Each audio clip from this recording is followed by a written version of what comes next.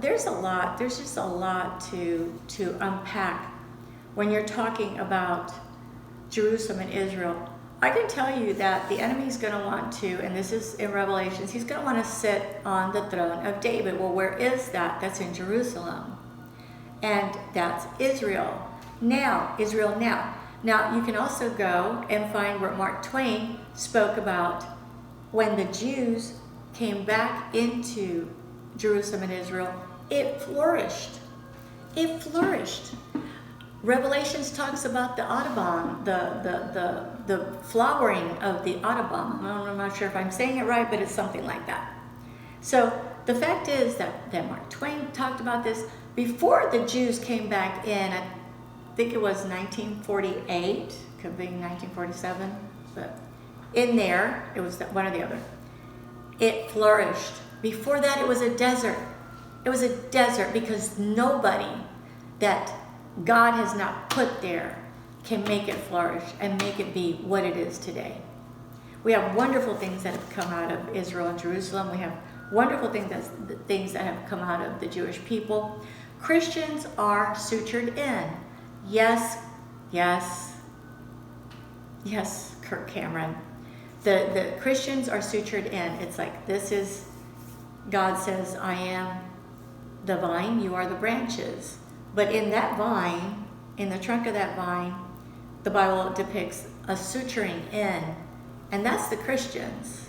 A suturing in of the pagans, not pagans, but those that were not Jews, who were not saved from the beginning as the Jews were being sutured in. Another thing is, Jerusalem and Israel, the Jewish people, are supposed to show God to the world. That's their job, to show God to the world. And they had become self-righteous, as a lot of people become self-righteous. We have a lot of different religions out there and people that unfortunately are self-righteous. God says that he resists the proud, but he is close to the humble. And so there are so many places. Please look at Romans 9:1, Romans 9 through 11, the children of the promise. They are the children of the promised land. John the Baptist, it's funny because it's amazing. I saw Charlie Kirk as a John the Baptist. I really did. Standing as a voice in a wilderness, crying out. And he didn't care what people were saying and what people were doing. He just served one. We are servants of one when we are a Christian. And that's just the way it is. A servant of one, Jesus Christ. And there should not be all this confusion. Jesus said that confusion was from Satan. Chaos, it goes back to Satan.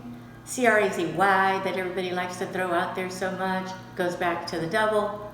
So don't be saying C-R-A-Z-Y. Don't be talking chaos things. Don't be talking curses. Don't give your tongue to the enemy for confusion. Stop confusing people.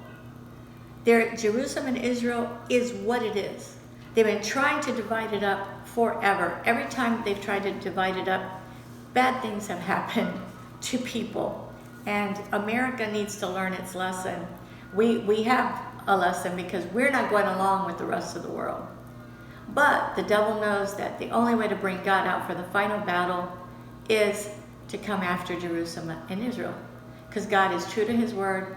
He promised Abraham that even if all the world came against Isaac and his descendants, that he would not let them be destroyed. And shame on Ishmael, promoting jealousy, envy, and hatred, which is the devil's playground. It's what he does. It's what he loves. And you can go to Numbers 24 where Balaam tried to curse. They paid him to curse the Jews. It didn't work.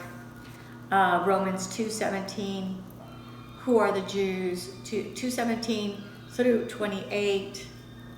There's just Matthew 3, Luke 3. The remnant are the Jews. The elect are the truly saved Christian followers of, by faith, of the living God that said, I save you by mercy and by my grace and by nothing else but the blood of the Lamb, the body and the blood of the Lamb. Honestly, I don't know what's behind people like Candace Owens and people like, well, Tucker Carlson. He's just a secular human being. He's you know. And Candace Owens, though, I'm a little taken back by that part because her husband's supposed to be Christian and supposed to be kind of knowledgeable. So, not a good situation. You can go to Jeremiah 29:14 through 30 also, where God talks about, I will restore them. This 6-day war was the day. To God, a week is like a day. I can promise you that. But it was 6 days, and he said, I will bring you in a day. That's where they are right now. And they're not leaving there. It's not happening. Because for that to happen, it is literally the end. The end.